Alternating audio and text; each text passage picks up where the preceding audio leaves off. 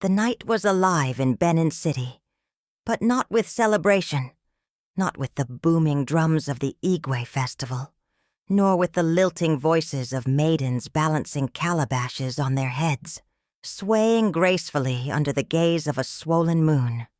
No, this night belonged to the shadows.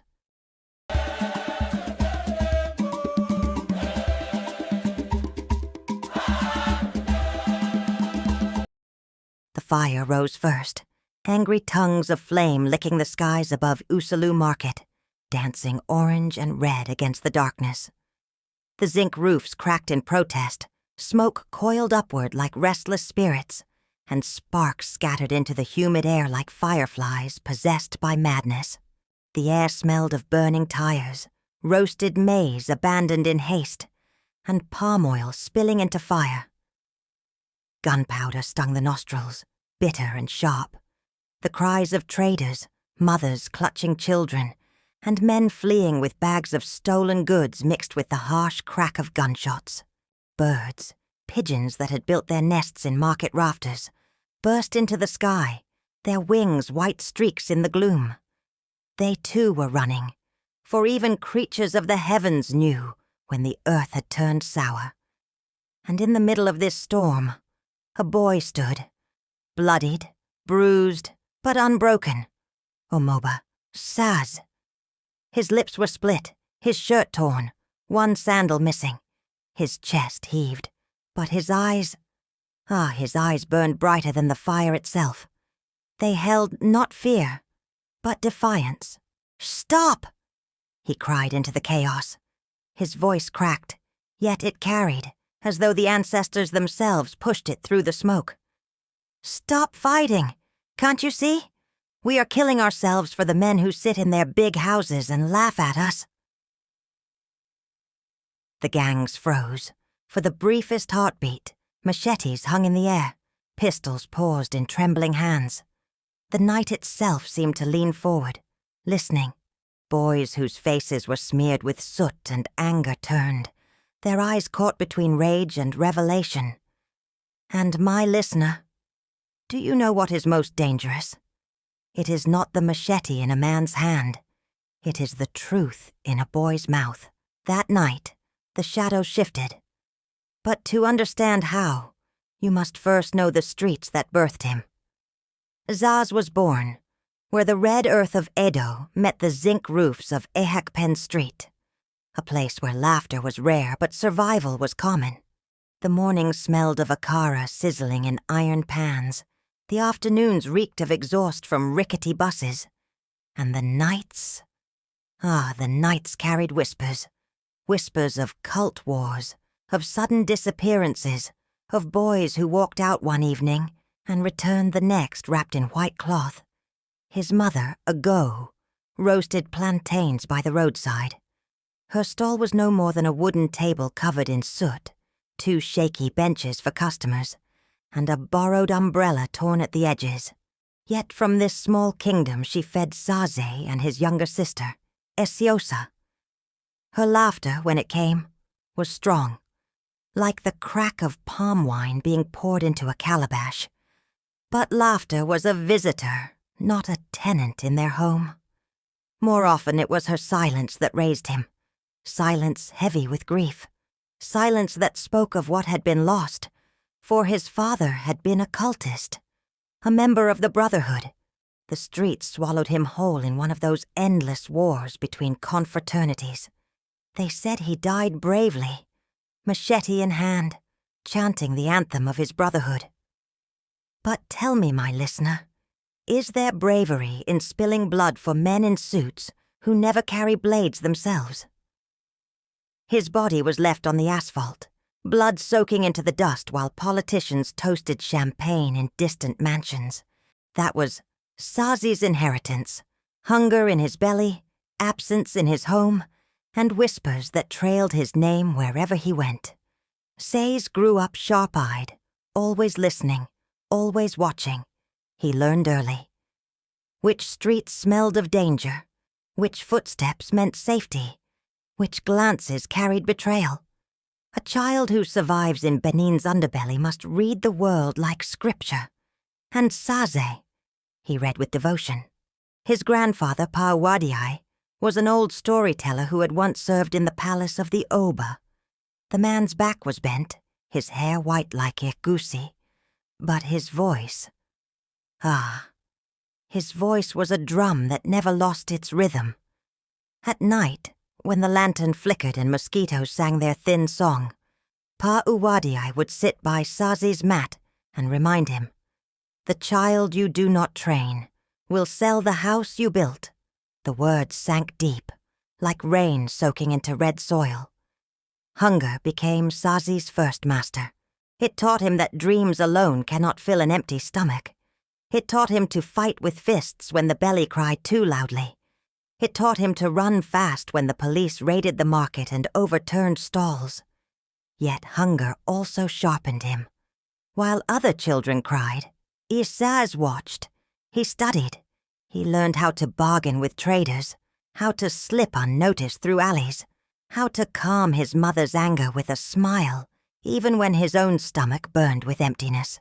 And beneath all this, a fire smoldered in him, a restless longing for something greater than plantain smoke and zinc-roof nights. Benin City is a paradox, my listener. By day she is vibrant, her streets bursting with traders shouting prices, taxis honking, school children in neat uniforms rushing to class. The bronze heads of ancestors in the museum gleam with dignity, a reminder that this soil once birthed empires. But by night, Benin belongs to the shadows. Corners turn into traps, bars into battlegrounds, and the same boys who greet their mothers in the morning become soldiers of gangs by dusk. It was into this double-faced city that Asaz was born, shaped by both its beauty and its bruises. And slowly, the streets began to take notice of him. Benin's underworld, my listener, is not hidden.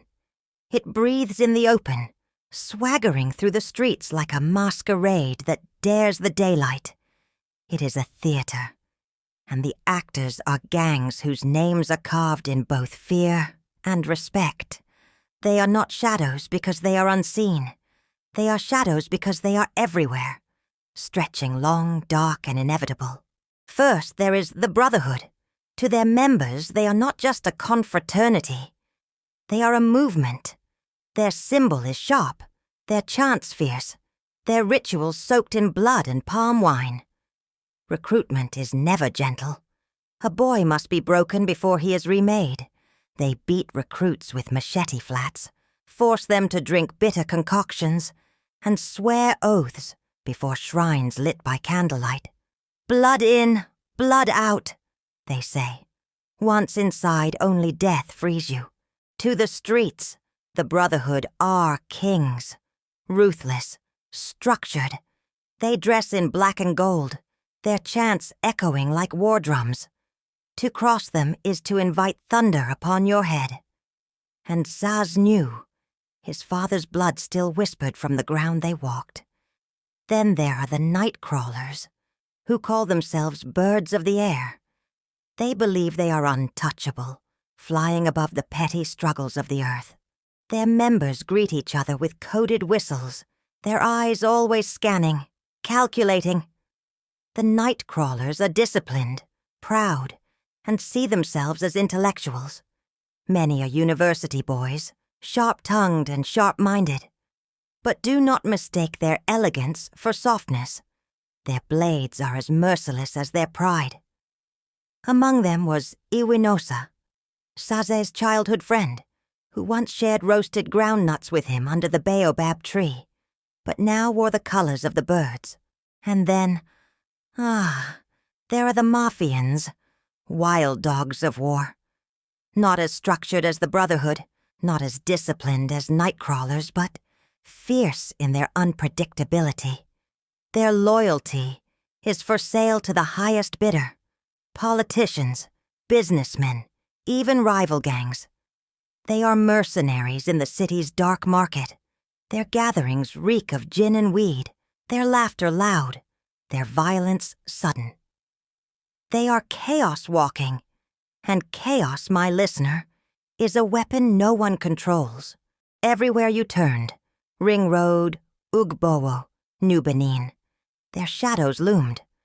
At Ring Road, traders packed their goods early when whispers of a clash spread. At Ekiosa Market, mothers hushed their children whenever boys with tinted glasses walked past. And at night, when the streets emptied, slogans painted in black and red declared which gang ruled the territory. The police? Ha! Their sirens wailed only after the blood had dried. Some officers even took bribes from the gangs, selling silence for envelopes stuffed with naira. And the politicians, we shall come to them. Their hands are never clean. Say's was fresh meat, young, sharp-eyed, his fists quick, his spirit restless. In the streets, such talent is currency. One humid night, under the shade of the ancient baobab near Ekiosa Market, he found himself face to face with Ife, a lieutenant in the Brotherhood.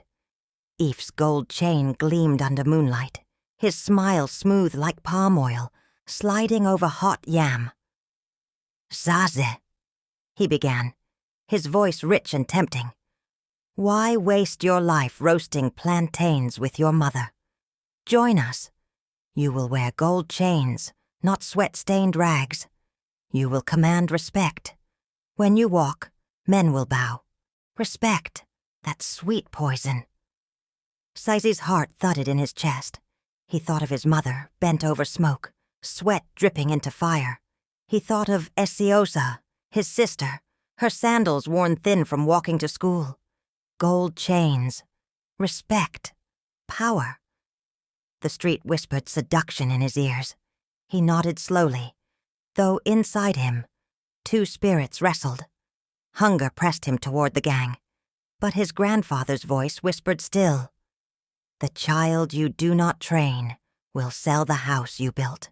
They tested him with small errands, delivering stolen phones to a dealer, guarding a corner while others raided a shop, running messages across streets heavy with danger. Each time he returned, Eve praised him. Each time the boys of the Brotherhood slapped his back and poured gin into his cup, he tasted belonging. But belonging to shadows, my listener, is like drinking palm wine laced with poison. Sweet at first, but deadly in the end. Jansaz was walking the edge of a blade, and the city was watching. Every city has its hidden lamp, my listener. In Benin, amidst chaos, Muge was that lamp. She was not the kind of beauty that merely turned heads. No, she was the kind of beauty that turned hearts back to life. Her eyes carried the quiet strength of a woman who had seen storms and survived them. Her laughter, it was the kind that chased away darkness, even from the most haunted soul. Muge was a seamstress. By day, she stitched torn clothes for traders, students, even petty thieves who came to her with bloodstains they dared not explain. By night, she studied under a dim lantern, dreaming of becoming a teacher. Her shop was at Third Junction, not far from where Fosazi's mother roasted her plantains. That was how their paths first crossed. Saz had been sent to deliver a phone. A stolen phone wrapped in newspaper.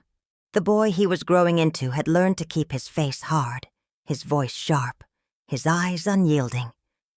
But as he passed Amuge's shop, her laughter spilled into the street like fresh palm wine. It struck him, unprepared. He slowed, turned, and saw her sitting on a wooden stool, stitching with nimble hands. Their eyes met. Saz froze, and for the first time in months, his heart stammered like a boy's. "Why are you staring?" Muge asked, her voice playful, her brows arched. Saz cleared his throat. I was not staring." She laughed again, shaking her head. "Boys with lies on their lips never prosper." Saz walked away quickly, but the echo of her laughter followed him long after.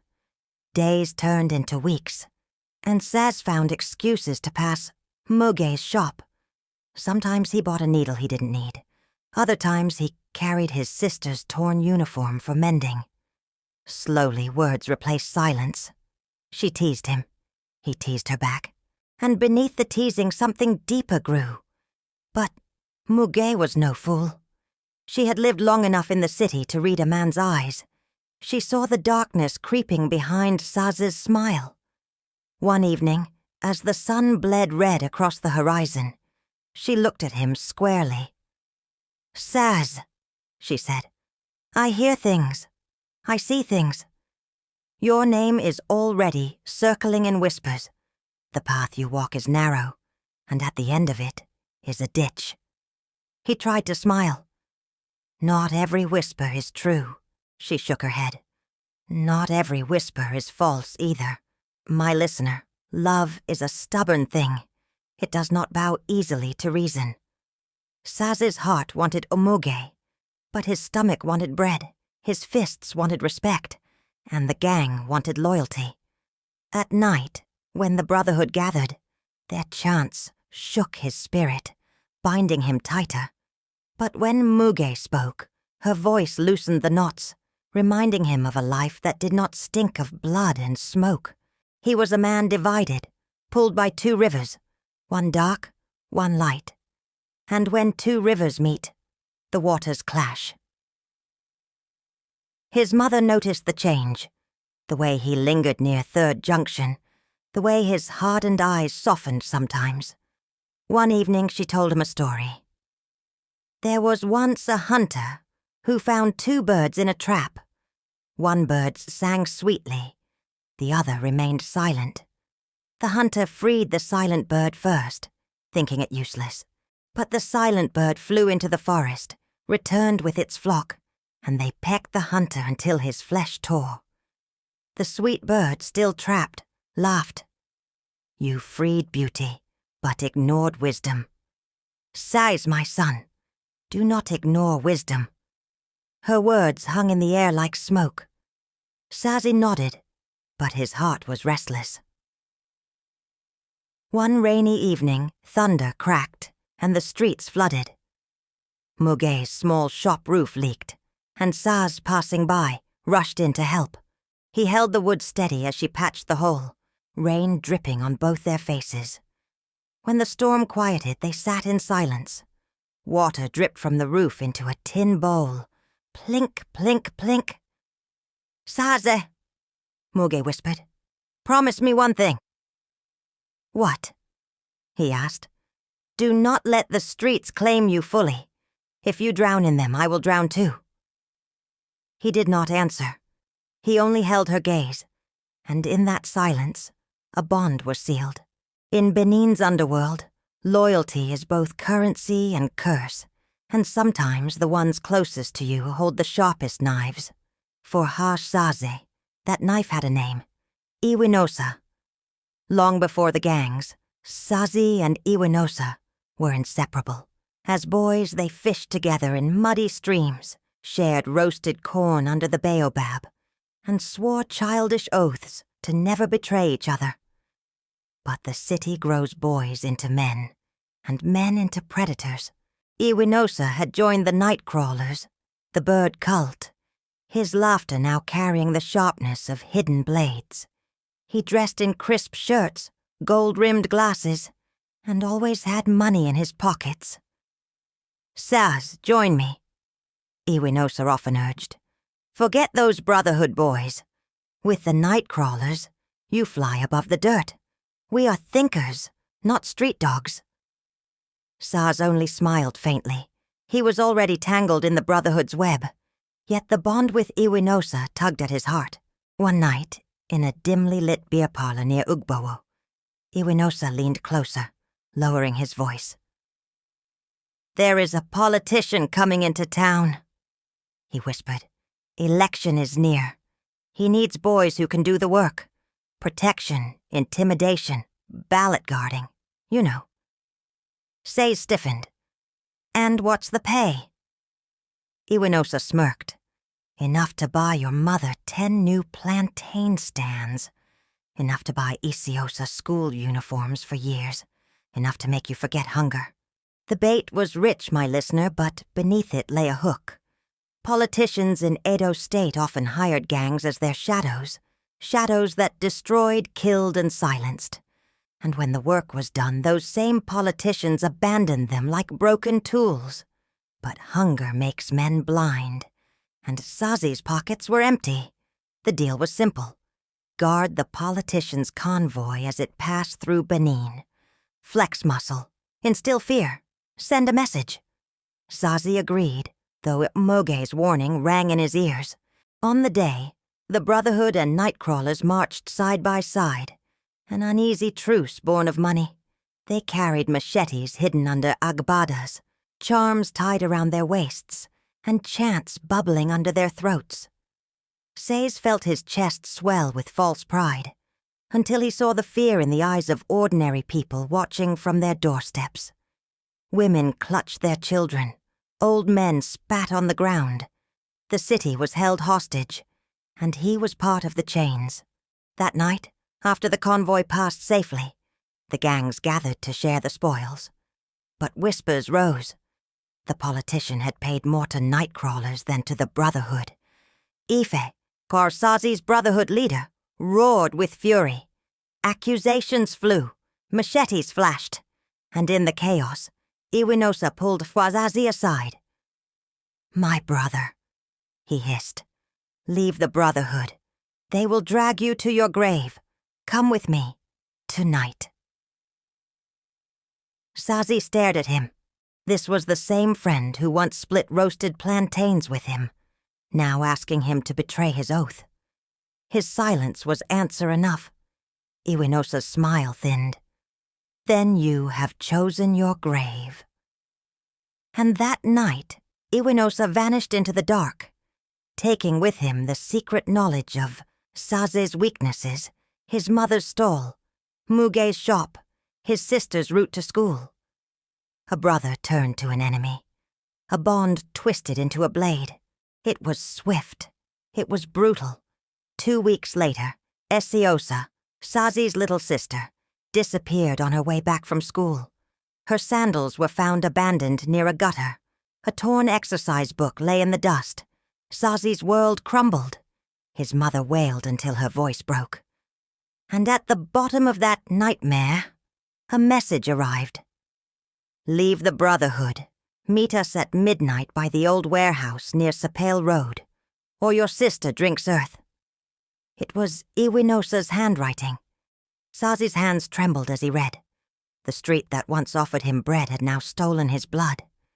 He paced, his heart a drum of thunder. If he went, he risked his life. If he refused, Isiosa would die. His mother clutched his arm, tears streaming.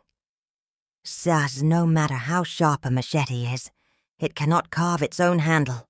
Do not let rage blind you." Muge, standing beside her, whispered, "We will find another way. Do not walk into their trap." But the shadows had already closed in, and sometimes a man has no choice but to face the darkness, even if it swallows him. Saz tightened his fists. The battle line was drawn. The streets whispered. The markets murmured. But the true theater of power in Benin was not the noisy junctions or hidden alleys. It was the cool, air-conditioned halls of Government Reserved Area, GRA, where walls were painted white, and silence was bought with money.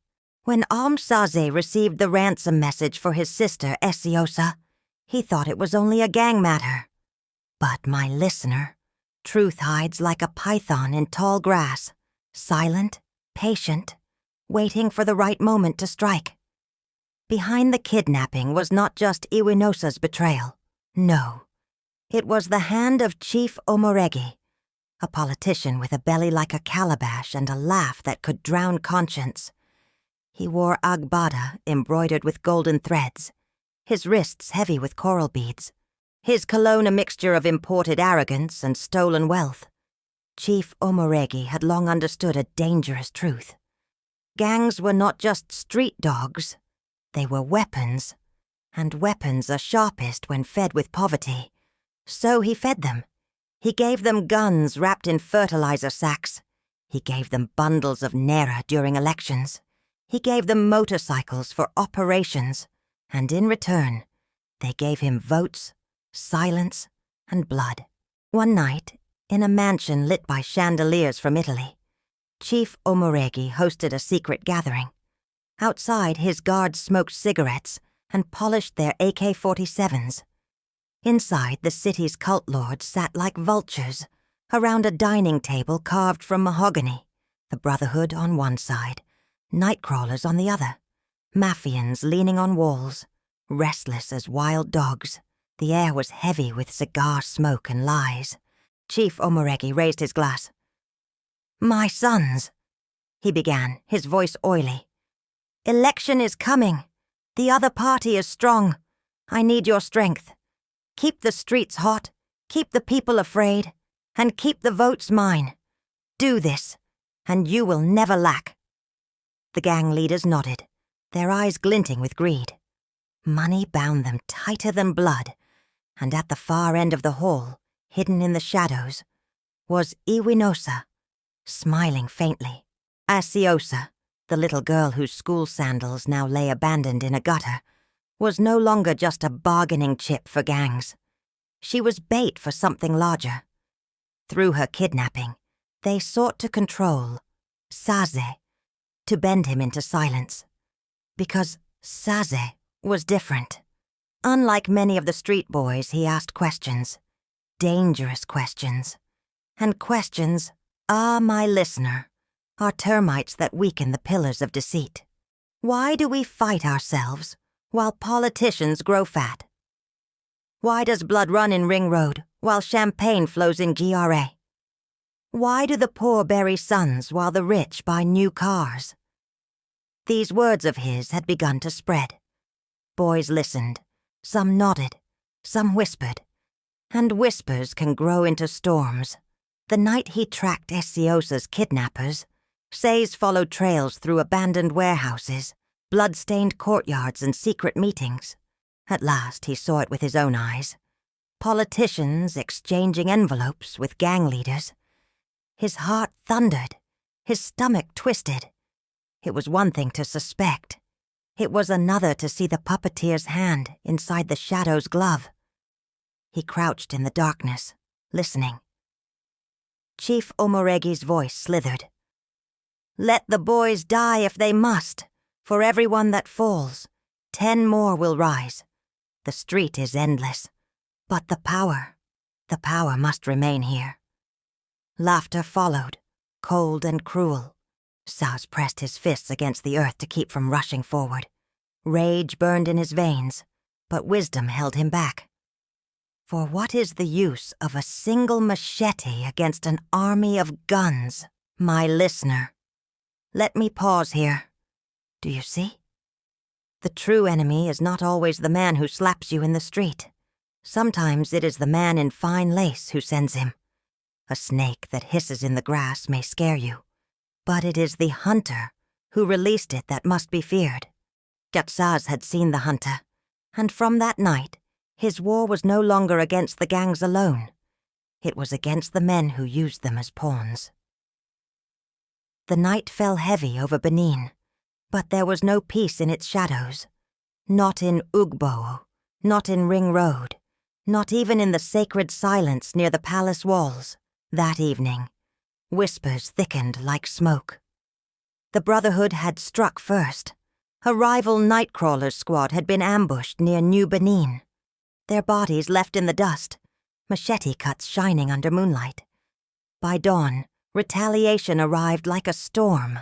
Gunfire rattled like drums of war. Machetes clashed with steel, sparks flying under the humid night. Bottles shattered. Tires burned, their black smoke painting the skies like a curse. Mothers dragged children under beds.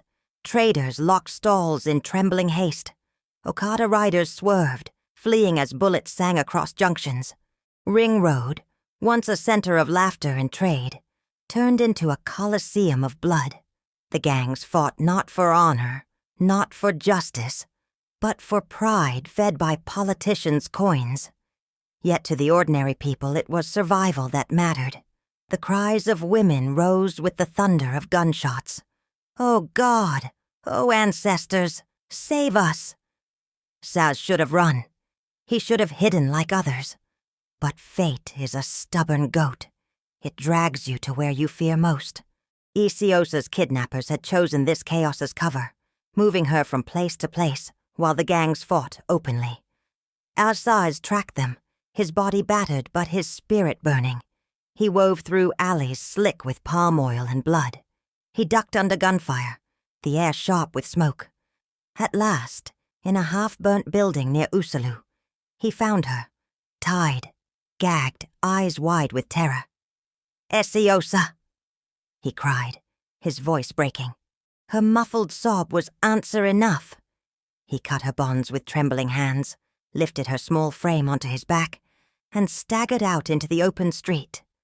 But outside, both gangs were waiting. The Brotherhood on one side, their eyes glowing with rage, machetes dripping red, nightcrawlers on the other, their chants echoing, their feathers stained with soot and pride, and in the middle, Sais clutching his sister, blood running down his temple. "You betrayed us!" the nightcrawlers roared. "You're dead, boy!" The Brotherhood snarled, the circle closed, shadows pressing against him. It was then that something inside Sais broke, or perhaps something inside him finally awoke. He placed Esiosa gently on the ground, his voice trembling yet loud enough to rise above the clash of machetes and the crack of guns. "You are fighting for nothing," he shouted. "The real enemies are not here. They are in their mansions, drinking and laughing, while you spill your blood. Look around you. How many of your brothers lie dead already? And for what? A vote you will never cast? A promise they will never keep?" The gangs hesitated. Even the fire seemed to pause, listening. Sais's voice grew sharper, his chest heaving. "We are slaves in our own city, chained not by iron, but by lies. Do you not see? You are pawns. Pawns on a chessboard where kings never bleed. But my listener, do you know the danger of truth? Truth does not always save. Sometimes it condemns. The gangs, their pride wounded, their ears deafened by rage, lunged. They beat him until his bones sang with pain. Kicks, machete butts, fists. Blood poured from his lips, his vision blurred. Still he clutched Esiosa close, shielding her small body with his battered frame. And even as they left him broken on the ground, the fire in his words refused to die. Some boys, just a few, looked at each other differently. Some lowered their weapons, questions whispering in their hearts. And questions, are sparks. Sparks that can one day set dry grass ablaze. They dumped Zaze near the sacred walls of the Oba's palace, thinking the red earth would drink him whole. But Benin does not abandon her children so easily. His mother found him there, her screams slicing the night. She cradled him, her tears washing his wounds. Muge came too, her hands trembling as she wiped his blood, her anger melting into grief and forgiveness. And word spread. The boy who had carried his sister out of fire. The boy who dared shout truth in the face of blades. The boy who bled, but did not bow. The gangs cursed his name. But others began to whisper it with respect. The fires of Ugbowo smoldered for days. Charred wood lay like bones in the street. Burnt tires stood as black monuments of madness. And the smell, my listener, the smell of smoke, palm oil and blood, clung to the air like a stubborn ghost. Benin City had seen violence before, but this time felt different. The gangs had spilled too much blood, too openly, too shamelessly. Mothers buried sons in hurried graves, fathers clenched fists at empty skies. Children once carefree now played war in dusty compounds, their laughter edged with the echoes of gunfire. But from ashes, sometimes, seeds are born. Saz did not die that night. The shadows tried to silence him, but fate had other plans. His body healed slowly. Bones wrapped in cloth, wounds cleaned with herbs, his mother whispering prayers into every bandage. Muge came daily, grinding leaves, feeding him watery porridge, scolding him for recklessness, even as her eyes betrayed her worry.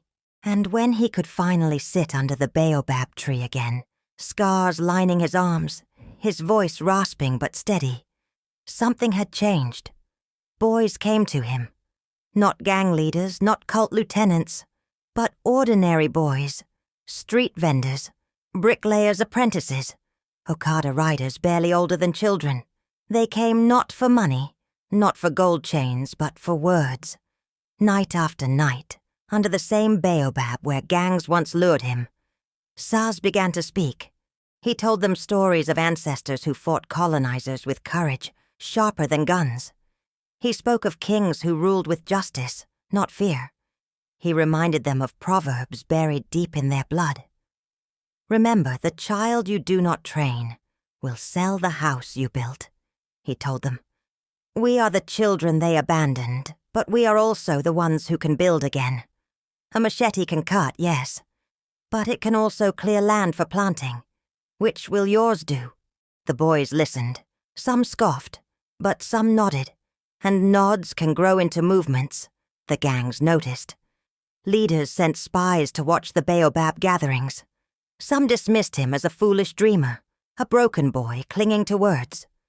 But others grew uneasy, because words, unlike bullets, cannot be collected when fired. They spread, they multiply, they take root in hearts, invisible and unstoppable. Chief Omoregi, sitting fat in his GRA mansion, heard whispers too. His informants told him, "That boy Saze is gathering followers." The chief frowned. A single machete was easy to silence. But 1,000 ears listening, 1,000 hearts stirring, that was dangerous. "Watch him," the chief ordered. "If his tongue grows too long, cut it." And so, a silent war began. Amid this, Muge's heart softened. She had once spat venom at him, blaming him for her brother's kidnapping. But now she saw him differently, scarred but unbroken, reckless yet brave. One evening, as she cleaned his wounds, she whispered, "You carry fire in your chest, Sase, but fire can cook soup or burn houses. Which one will you choose?" He smiled weakly. "Maybe both. Because sometimes you must burn weeds before yam can grow." Her laughter, small and reluctant, was the first sign of forgiveness. And forgiveness, my listener, is water for weary souls. As weeks passed, the city buzzed with unease. Gangs still roamed, but some boys slipped quietly away, drawn to the baobab instead of the machete. Women in markets began to pray for Rasaz's protection. Elders whispered that, perhaps, just perhaps, the ancestors had chosen him as a vessel. The politicians grew restless. The shadows stirred. But beneath it all, a seed had been planted, a seed watered by pain, by truth, by scars, a seed that one day could grow into rebellion. The baobab tree had become more than wood and leaves. It was now a pulpit, a shield, a beacon. Each evening, boys and even grown men gathered, their faces half hidden in the glow of kerosene lamps. But my listener, light attracts moths and hunters. In his mansion, Chief Omoregi slammed his walking stick on polished marble. "This boy is poisoning the streets with foolish dreams," he roared. His belly shook with rage, but his eyes, sharp, cold, glittered like a snake's in the dark. Around him sat other politicians, each with fat stomachs and thin consciences. They nodded, murmuring agreement. "He will turn the boys against us. He is stirring rebellion. If we allow him to continue, who will fear us?" The chief raised his glass of palm wine. Then let him be taught fear. Gather the gangs. Tonight the baobab falls. And so, orders spread like wildfire in whispers. Silence Saz, or lose favor. That night, as Saze stood beneath the baobab, his voice steady despite scars, he spoke of hope. "My brothers," he said, "our city is not a tomb. We can choose life over death. We can—" But before he could finish, the shadows moved. Dozens of brotherhood, nightcrawlers and shadows, spilled into the clearing. Faces masked, machetes gleaming, guns glinting under the moon. Their boots crushed dry leaves like brittle bones. A hush fell. Mothers clutching children slipped into the darkness. Boys froze, caught between courage and terror. The leader of the raiders, a man called Scorpion, with a scar curling across his jaw, stepped forward. He spat on the ground. "Saz!" he sneered. "Your tongue is too sharp. The chief says it must be cut." Saz's body trembled, but his eyes did not waver. "My tongue is not mine alone," he replied, voice loud enough to shake the silence. "It belongs to the people. If you cut it, 10 more will rise. If you kill me, 100 more will speak." The boys behind him murmured, some clenched fists, some picked up stones. Even Muge, standing in the shadows, felt fire rise in her chest. Scorpion laughed, a sound without joy. "You think words can stop bullets?" He raised his machete. The air grew thick. "My listener," like the pause before thunder splits the sky. And then, from the crowd, a stone flew. It struck one of the masked men in the head. He staggered back, cursing. Another stone followed. Then another. Soon the clearing became a storm of stones, sticks, even broken bottles. The boys who once bowed to gangs now rose against them, fueled not by money, but by fury. Scorpion roared, slashing his machete, but the crowd surged forward. For every boy that fell, 2 more pushed ahead. It was chaos, screams, blood, dust rising like smoke. But in that chaos, a truth shone. Fear was breaking. In the melee, Saze was struck, blood pouring from a deep cut on his shoulder. He staggered, but hands lifted him. Boys shielded him, refusing to let him fall. Moge, her eyes wild, picked up a broken stick and fought like a lioness, her braids flying, her heart pounding. For the first time, gangs who had long ruled the streets found themselves pushed back, not by guns, but by the raw will of a people who refused to kneel. Scorpion, bleeding and furious, hissed a final curse before retreating into their hideout. His men followed, limping, beaten not by power but by unity. When dawn broke, the baobab tree still stood, scarred, branches broken, but unbowed. Around it lay shattered bottles, torn cloth, bloodstains drying into the earth.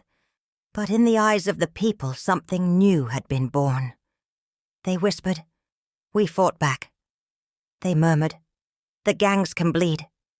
They declared, "The baobab lives."